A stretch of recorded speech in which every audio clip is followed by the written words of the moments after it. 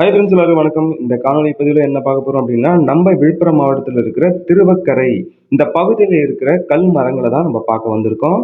இப்போ பார்த்தீங்கன்னா 200க்கும் மேற்பட்ட மரத்துண்டுகள், அதாவது கல் மரங்களால் ஆன அந்த துண்டுகள் வந்து அதிகப்படியாக காணப்படுது. நம்ம நடக்கிற வழியில் ஃபுல்லாகவே நம்ம ஓரமாக அடுக்கி வச்சிருக்காங்க. நம்ம பார்வைக்கு ஏற்ற மாதிரி லைனாக வரிசைப்படுத்தி வச்சிருப்பாங்க. இந்த இடம் வந்து எத்தனை ஆண்டுகள் பழமைன்னு பார்த்தீங்கன்னா 2 கோடி ஆண்டுகள் பழமைன்னு சொல்லியிருக்காங்க. தமிழ்நாட்டில் சொன்னால் யாரும் ஒத்துக்க மாட்டீங்கன்னா, ஐரோப்பிய அறிஞர் வந்து இங்கே ஆய்வு பண்ணி இங்கே வந்து இருக்கிற அந்த கல் மரங்கள் வந்து 2 கோடி ஆண்டுகளுக்கு முன்புன்னு சொல்லிட்டு தெளிவுபடுத்தியிருக்காரு. ஏற்கனவே சிதைவுபட்டு இருந்த ஒரு கல் துண்டு எடுத்து கையில் எடுத்து பார்க்கும்போது அது பொல பொலன்னு உதிருது. அந்த அளவுக்கு பார்க்கும்போது அது மரம் மாதிரியே இருக்கு. ஆனால் கல் அது. ஏற்கனவே அந்த இடத்துல சிதைவுபட்டு இருந்த அந்த கல் துண்டை தான் நான் எடுத்து பார்த்தேன். ஸோ இந்த மாதிரி நம்மளே டேமேஜ் பண்ண வேண்டாம்.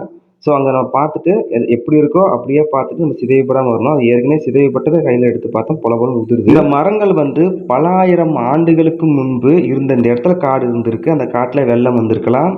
அந்த வெள்ளத்தில் அடித்து வரப்பட்ட அந்த மரங்கள் காலப்போக்கில் கூழாங்கல் இருக்கு இல்லையா, அந்த கூழாங்கல் மணல் இதெல்லாம் வெப்பமயப்பட்டு இருக்கத்துனால இது மரங்கள் வந்து சிதைவுபடாமல் கல்களாக மாறிய காட்சி தான் நீங்கள் பார்த்துட்டு இருக்கீங்க.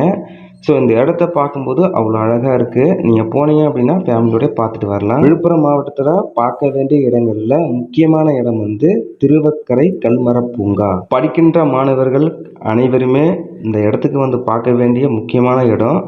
ஸோ நம்ம வரலாற்றை நம்ம தெரிஞ்சுப்போம். நம்ம ஊர்லேயும் இந்த மாதிரிலாம் அதிசயங்கள் இருக்குது.